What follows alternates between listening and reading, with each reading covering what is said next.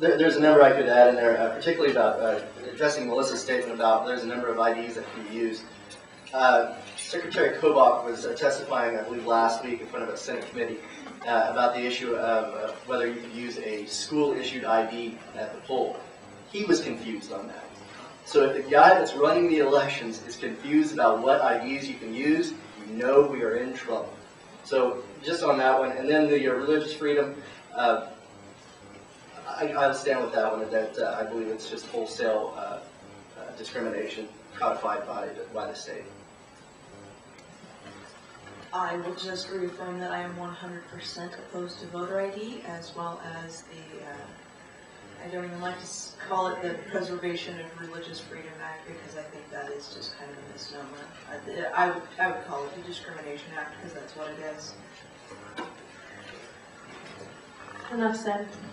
I think it's funny that it feels like Zach's running against me today. I would say that issue was, it became settled that our schools are government entities, and therefore the IDs issued to our students by state institutions are actually valid forms.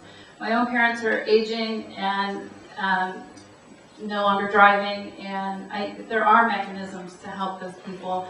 And I think everyone who's brought up one of those examples has actually stipulated that they've helped those folks get their permanent voter IDs. So I'll stand by the statement that there are a variety, it's not just the state-issued driver's license. It can be an expired license, it can be an ID card, it can, I think even utility bills are sufficient at the polls as proof of identification. So I think there are a number of different forms of ID that can be used, and I'm going to see what I said before.